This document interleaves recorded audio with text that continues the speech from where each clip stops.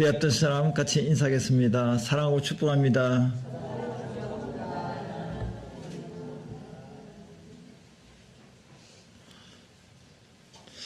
이 사람이 나의 사랑을 받을 만한, 축복을 받을 만한 좀 거시기한 사람입니까? 아님에도 불구하고 사랑하고 축복합니까? 아님에도 불구하고 사랑받을 사람이기 때문에 사랑합니까? 축복받을 사람이기 때문에 축복합니까? 우리가 믿음의 식구니까 사랑받을 자격이 있고 축복받을 자격이 없음에도 불구하고 입술로만 하는 게 아니고 진짜 마음을 다해서 하나님 앞에 예배드리는 그런 마음으로 사랑하고 축복합니까? 부자입니까? 전자입니까? 부자가 뭐고 전자가 뭔지 모르죠. 예, 다시 한번 인사하겠습니다. 사랑하고 축복합니다.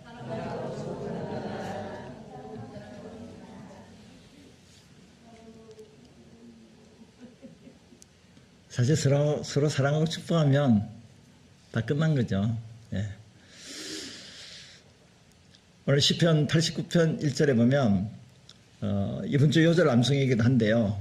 요절 암송이니까 암송은 아니지만 보고 읽으셔도 괜찮겠습니다. 예, 같이 한 번 더 읽겠습니다. 내가 여호와의 인자하심을 영원히 노래하며 주의 성실하심을 내 입으로 대대 알게 하리다. 인자는 히브리어로 헤세드, 사랑, 긍휼, 자비 이런 뜻을 갖고 있는데 인자의 대표적인 뜻은 사랑입니다. 시편 저자는 여호와의 인자 사랑하심을 어떻게 하겠다고 했습니까? 영원히 노래하리라. 영원히 찬양하리라. 무엇을 영원히 찬양한다고 하는 거죠? 여호와의 사랑하심을. 하나님의 그 위대하신 사랑을 영원히 뭐예요? 찬양하리라. 찬양하며 살리라. 예. 그리고 주의 성실, 신실하심을 내 입으로 자자손손 대대에 어떻게 한다고요? 알게 하리라. 여기 신실이란 말은 약속에 신실하신 분이에요. 그러면 이 시인이 왜 하나님의 인자하심을 영원히 노래하고 성실하심을 대대에 알게 하는 이유가 뭐냐? 2절에 나와 있어요. 내가 말하기를 인자하심을 영원히 세우시며 주의 성실하심을 하늘에서 견고히 하시라. 영원히 세우시고 견고히 하시기 때문에 그 하나님의 그 사랑은 영원하기 때문에 노래하겠다는 거예요.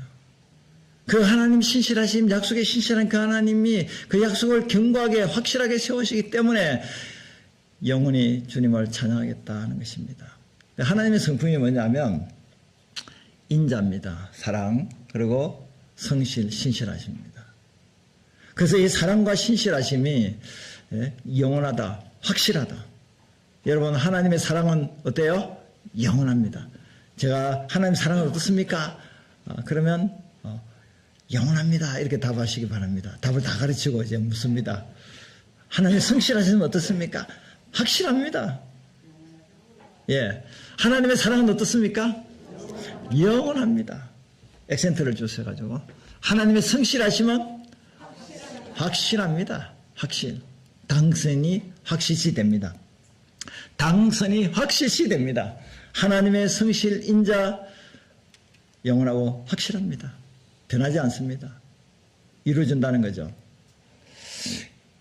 시편 오늘 본문의 3, 4절에서는 다윗 언약을 이야기하고 있는데요.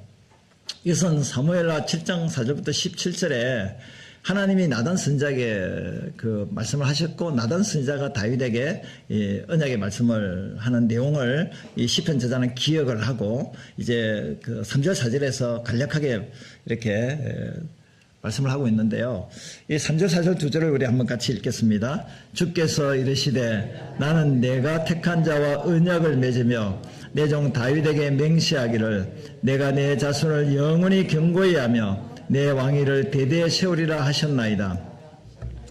주님께서 다윗과 언약을 맺었습니다. 언약이란 말은 약속을 해서요.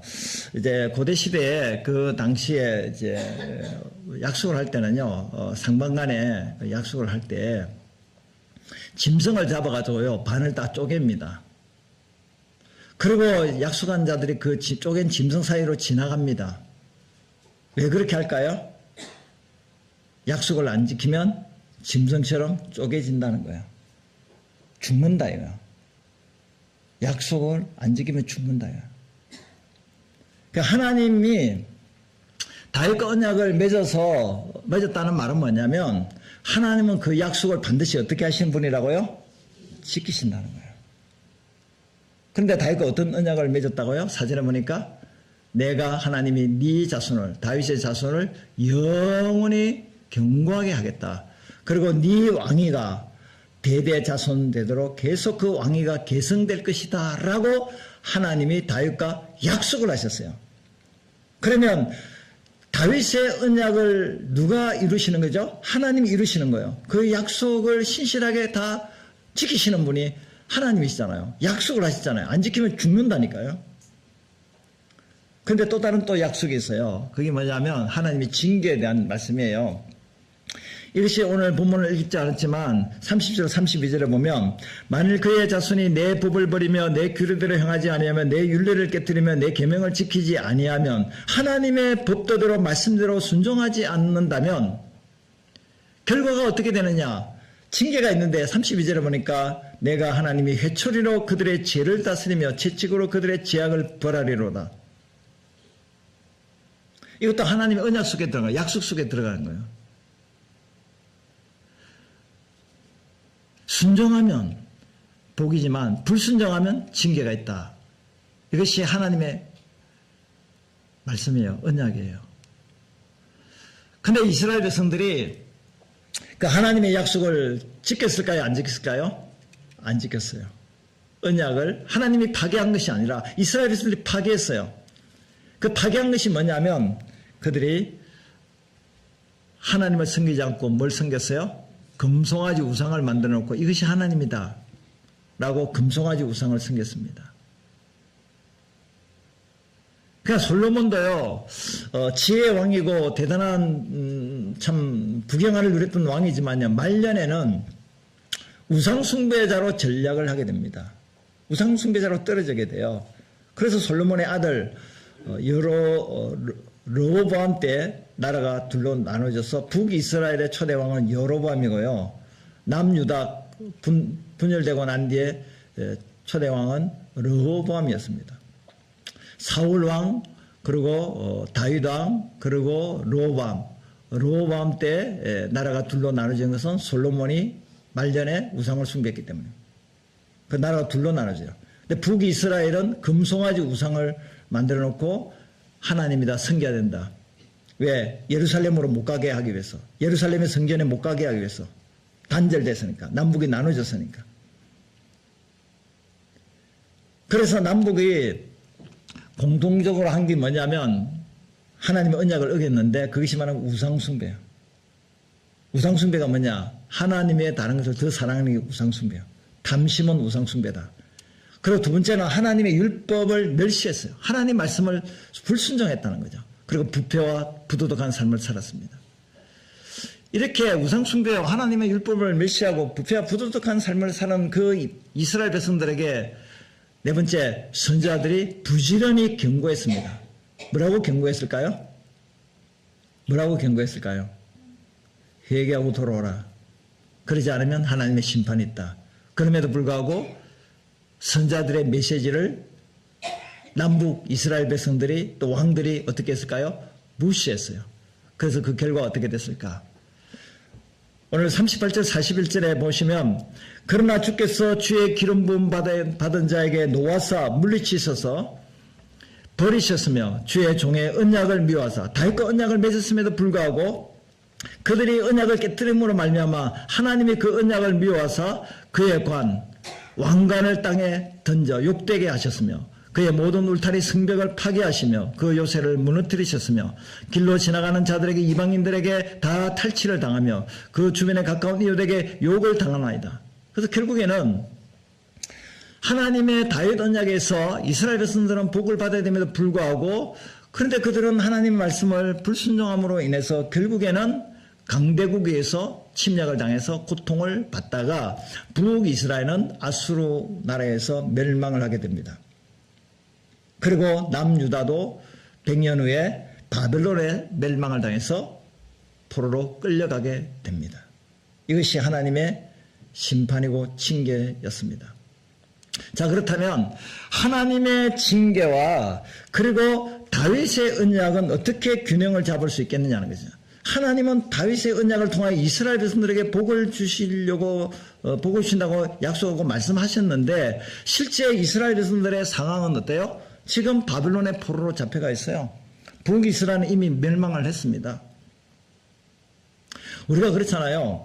하나님께서 우리에게 이 성경에 수많은 구절을 통하여 말씀을 주셨는데 그 약속의 말씀을, 축복의 약속의 말씀을 주셨어요.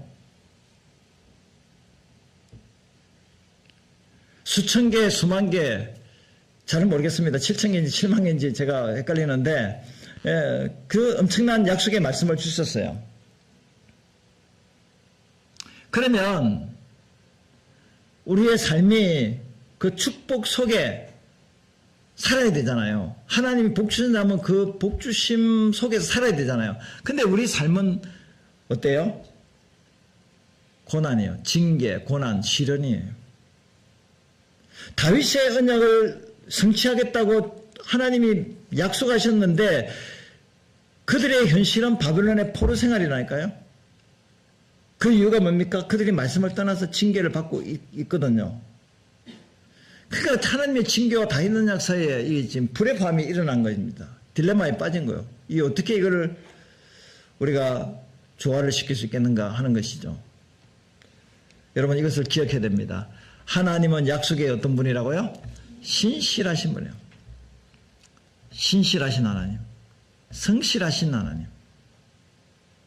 하나님은 우리가 절대적으로 신뢰할 분이라는 거죠. 무엇이 신실하신 분인가? 하신 말씀을 이루시는 분이에요. 여러분, 저와 여러분들은요, 앞뒤 옆 사람 같이 인사하겠습니다. 우리는 언약의 백성입니다. 우리가 어떤 백성이라고요? 언약의 백성이라고 불러요. 약속의 백성이라는 거예요. 하나님은 우리를 통해서 약속을 이루어 가신다는 거예요. 하나님은 약속한 것을 이루시지 못하는 분이 아니에요. 앞부분에 이제 말씀을 조금 생략했는데 하나님은 천지 만물을 창조하시고 위대하시고 강하신 하나님이세요. 힘과 능력이 무궁하신 분이에요. 어떤 신과 비교하고 어떤 사람과 비교할 수 없는 그런 위대하신 하나님이에요. 그 위대하신 하나님이 약속했다면 누가 그 약속을 파괴하겠습니까? 하나님이 지키신다면 아무도 그 약속을 이루지 못하도록 방해할 자가 없다는 거예요. 악한 운수마귀 사탄이라든지 강력한 어떤 세력이라든지 그 누가 됐든 간에 하나님의 약속을 파괴할 자는 없다. 약속은 반드시 이루어진다. 따라합시다. 약속은 반드시 이루어진다. 그래서 우리 33절부터 37절까지 한 절씩 다시 교독하겠습니다. 33절 제가 읽겠습니다. 그러나 나의 인자함을 그에게서 다 거두지 아니하며 나의 성실함도 피하지 아니하며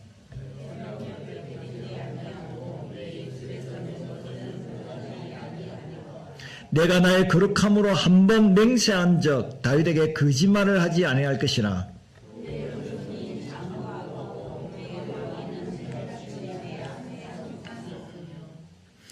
같이 읽겠습니다. 또 궁창의 확실한 증인인 달같이 영원히 견고하게 되리라 하셨도다. 지금 이스라엘 백성들이 바벨론의 포로 생활을 하고 있습니다. 시인은 그 상황을 보면 너무 안타깝고 너무 괴롭고 너무 힘들어요. 그럼에도 불구하고 이 시인은 무엇을 노래하는가? 무엇을 붙들고 기도하고 있는가? 하나님의 약속은 신실하다. 여기 36절에 보니까 그 후손이 장구 영원하고 그의 다윗의 왕위가 해같이 달같이 영원히 견고하다. 하늘이 존재하는 한 태양은 존재합니다. 하늘이 존재하는 한 달은 여전히 존재합니다. 해와 달이 존재하는 것처럼 영원히 존재하는 것처럼 하나님이 다윗에게 너의 후손이 영원할 것이다. 너의 왕위가 영원히 견고하게 있을 것이다. 이 약속은 징계를 받고 시련과 고난 중에 있다 할지라도 그 약속은 반드시 이루어진다는 겁니다. 저와 여러분들의 삶의 현실이 혹시 하나님께 불순종해서 징계를 받고 있습니까? 아니면 고난과 시련 가운데 있습니까? 그럼에도 불구하고 고난에 주목하지 마세요. 시련에 주목하지 마세요. 내가 잘못해서 쓰러져서 하나님께 불순종하면 혹시 매를 맞고 있다 할지라도, 고난을 받고 있다 할지라도, 징계를 받는다 할지라도 그거에 주목하지 마시고 그 슬픔과 고통과 아픔 속에서 눈을 들어서 그래도 주의 약속은 신실하시다. 이것을 이제 잠깐 보면 하나님은 다윗과 언약을 하셨고요. 솔로몬 왕과 왕들의 불순종으로 이스라엘 백성도 불순종함으로 하나님의 징계가 있었지만 하나님은 결국에는 그 다윗의 약속대로 이스라엘을 70년 만에 회복을 시켜서 고국으로 돌아오게 하고 성전을 다시 짓게 하고 그리고 그 땅을 다시 회복시키고 그리고 그것이 이제 신약에 왔을 때는 예수님의 초림과 재림과 통치로 언약을 완전히 성취하는 그런 하나님의 계획이 있다는 사실이죠. 그래서 요한계시록 11장 15절에 보면 쉬운 성경으로 제가 적었는데요. 7번째 천사가 나팔을 불자 하늘에서 큰 음성이 들려왔습니다. 우리 주님 하나님과 그리스도 예수님께서 이제 이 세상을 다스리시며 앞으로도 영원히 다스리실 것이라. 다윗의 왕위가 계속해서 자자손손되도록 왕의 혈통이 계속 이어진다는 것은 누구에까지 이르냐면 예수 그리스도에까지 계승이 된다는 겁니다. 그 중간에 그들이 불순종함으로 하나님의 징계와 심판이 있었지만 그럼에도 불구하고 하나님은 약속하시기 때문에 예수 그리스도를 통하여 그 약속을 완전히 성취하신다는 거예요. 그래서 하나님의 징계가 있음에도 불구하고 우리는 약속에 신실하신 하나님을 어떻게 해요? 믿어야 된다는 거예요. 그런데 여러분은 정말 그 신실하심을 믿고 있습니까? 지금 고난 속에서도 징계 속에서도 아픔 속에서도 그래 하나님은 약속은 나를 통하여 반드시 성취될 것이야. 그러니까 신앙생활은요 나를 바라보고 환경을 바라보고 신앙생활하는 것이 아니에요. 신앙생활은 누구를 바라보고 신앙생활하는 거죠? 하나님을 바라보고 신앙생활하는 거예요. 하나님의 약속의 말씀을 붙들고 신앙생활하는 거예요. 우리가 믿음으로 구원받았잖아요. 그리고 믿음으로 우리가 살아가잖아요. 믿음으로 구원받고 믿음으로 살아가는 것이 신앙생활이라는 거예요. 그 믿음으로 구원받고 믿음으로 살아간다는 것이 뭐냐면 하나님의 말씀을 붙들고 살아간다는 거예요. 그 약속의 말씀은 반드시 이루어진다는 확신을 갖고 살아가는 것이 믿음의 발자취는 거예요.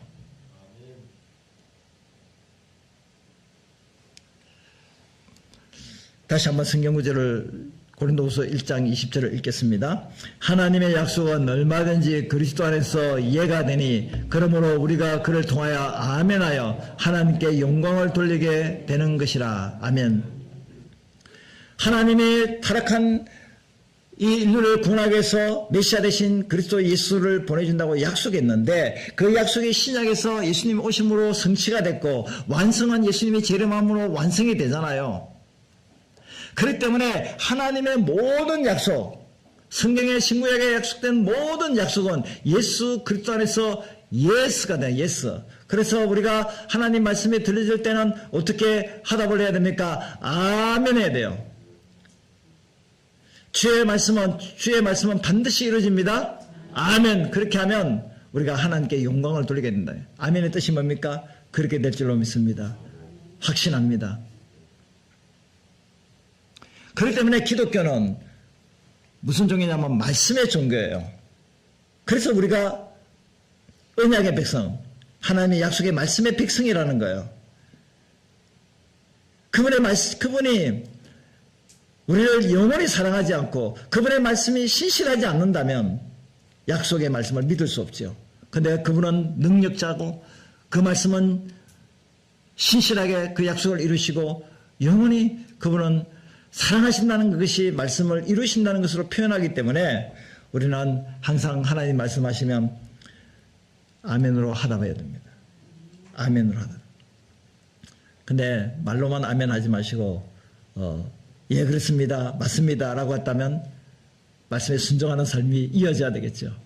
만약에 불순종한다면 하나님의 징계를 벗어날 길은 없겠지만 징계 속에서도 그래 나는 고통을 받고 신을 받고 어려움을 겪겠지만 그래도 하나님은 나를 통하여 약속을 이루시기를 원하신다.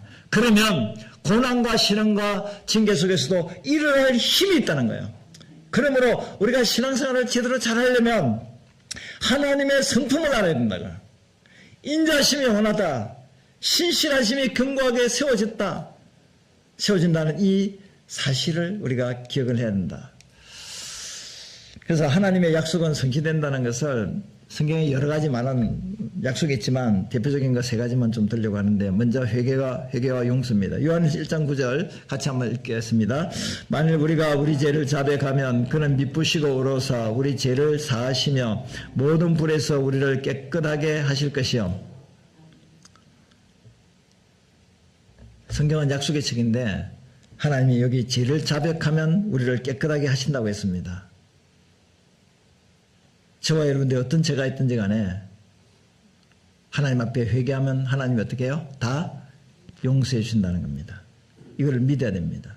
이걸 믿으면 죄 때문에 죄책감에 시달리지 않습니다. 죄의 종이 되고 죄에 끌려다니지 않습니다. 사단은 우리를 정죄합니다. 그러므로 예수 그리스도 안에 있는 자에게는 결코 뭐가 없다고요? 정죄함이 없나니 생명의 성령의 법이 죄와 사망의 법에서 성령께서 죄와 사망의 법인 율법에서 너를 해방하였습니다. 그러므로 죄책감에 시달릴 때 과거의 죄를 들춰내서 나를 죄인으로 취급하고 죄에 꽁꽁 묶으려고 할 때 우리는 이렇게 고백을 해야 됩니다. 그래, 나는 죄인이다. 어쩔래? 예수님의 보혈의 피로 내가 깨끗하게 되었어. 죄인임을 인정해. 그렇지만 누가 내 죄를 덮었다고요? 예수님의 십자가의 보혈을 내 죄를 덮음으로 내가 죄의 사함을 받았어요. 문제는 회개하지 않은 게 문제지, 회개하기만 하면 어떤 죄를 범했든지 간에 주님은 다 용서해 주세요. 참 아이러니컬한 것은 뭐냐면 이 계시록에 보게 되면요, 이 세상이 멸망할 때요, 예? 사람들이요 회개하지 않더라고요. 뭐 하느냐? 죽기만을 원하고요, 하나님을 원망하더라고요. 그러므로 죄를 짓고 회개하는 것은 은혜입니다. 아무나 할 수 없는 겁니다. 회개는 아무나 하나. 회개는 아무나 하나. 하나님의 은혜가 주어질 때 회개가 이루어질 줄로 믿습니다.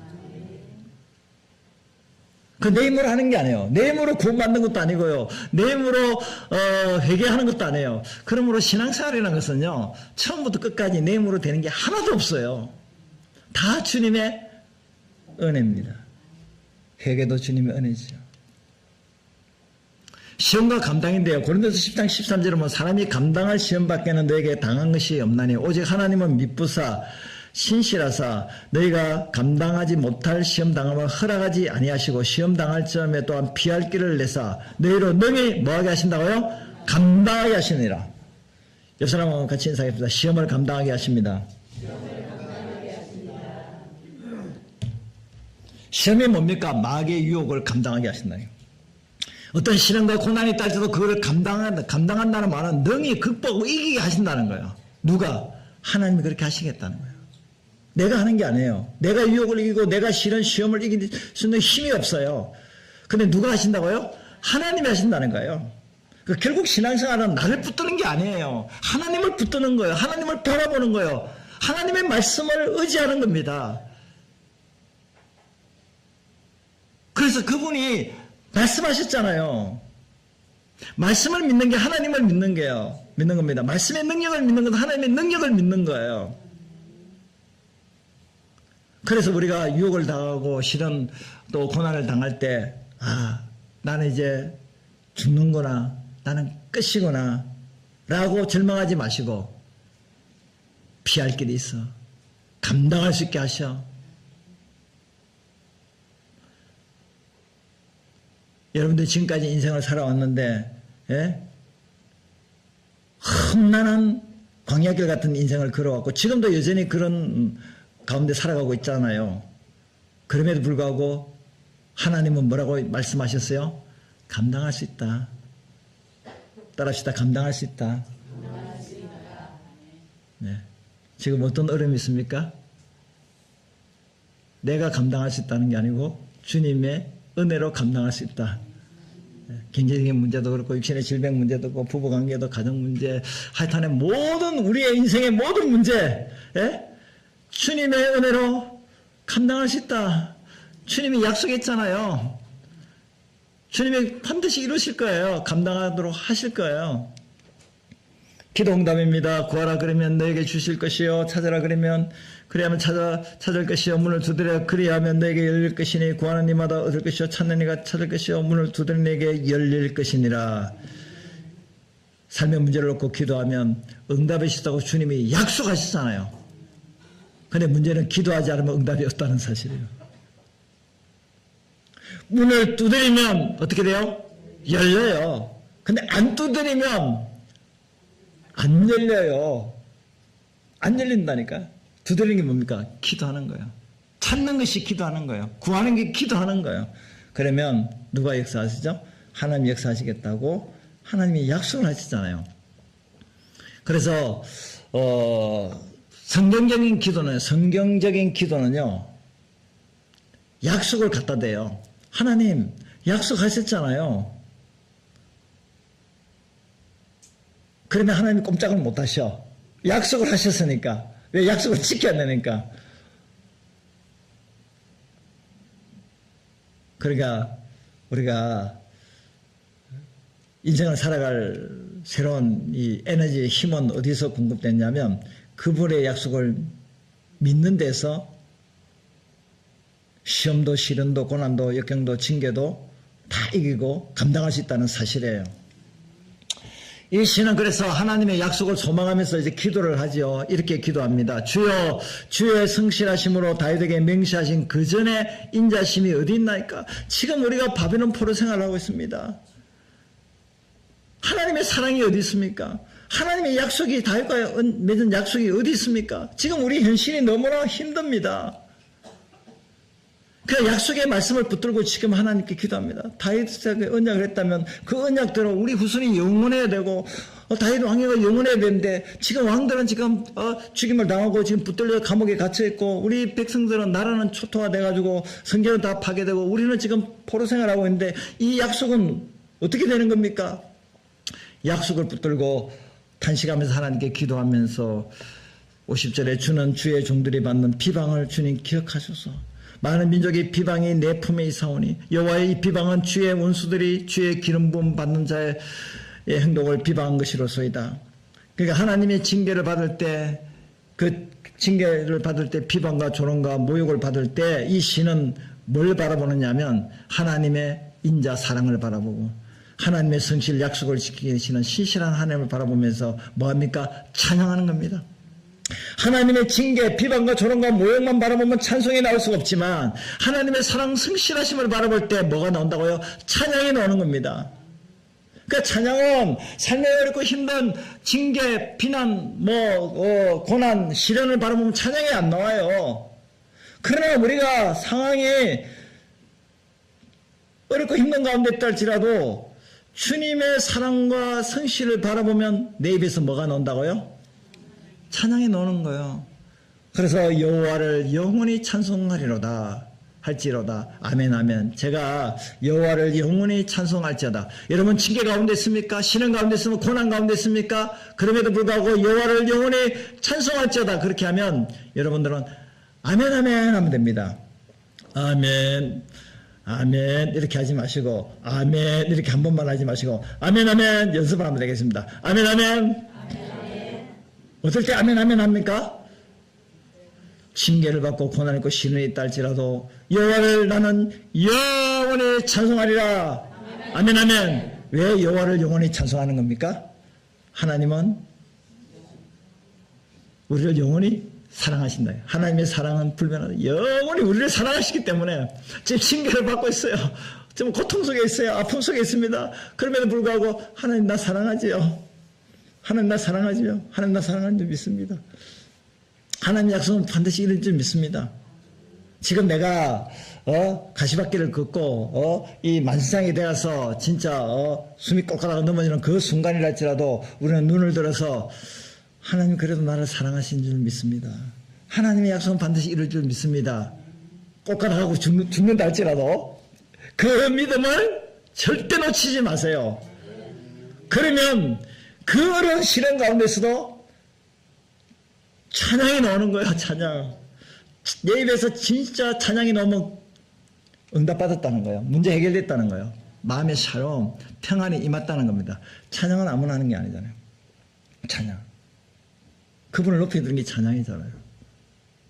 그분에게 불평불만 원망인데 무슨 찬양이 나오겠습니까? 우리는 징계 속에서도 주님을 찬송할 수 있습니까? 지금 여러분들이 어떤 어려움이 있습니까? 시련과 고난이 있습니까? 잘못해서 혹시 징계를 받고 있습니까? 그럼에도 불구하고 뭐합니까? 불평불만 원망합니까? 찬양합니까? 불평불만 원망하면 누가 찾아오는 거죠? 마귀를 찬양하는 거, 김일성 찬양, 기쁨조가 있는데, 마귀를 찬양하는 방법은 뭐냐면, 불평, 불만, 원망, 그렇게 하면 마귀를 찬양하는 거예요. 근데 하나님을 찬양하는 건 뭡니까? 하나님이 나를 사랑하는 줄 믿습니다. 약속을 지켜줄 줄 믿습니다.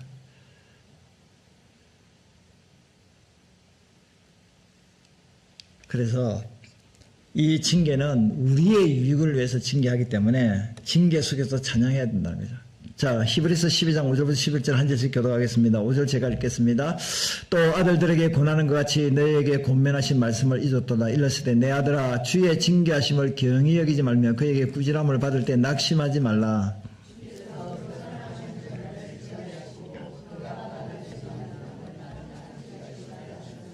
너희가 참으면 징계를 받기 위함이라. 하나님이 아들과 같이 너희를 대우하시나니 어찌해 아버지가 징계하지 않은 아들이 있으리요.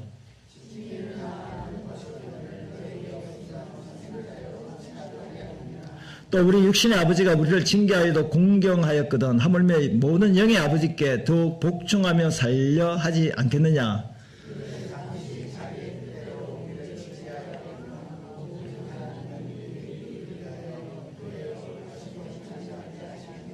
같이 읽겠습니다. 무릇 징계가 당시에는 즐거워 보이지 않고 슬퍼 보이나 후에 그로 말미암아 연단받은 자들은 의와 평강의 열매를 맺느니라.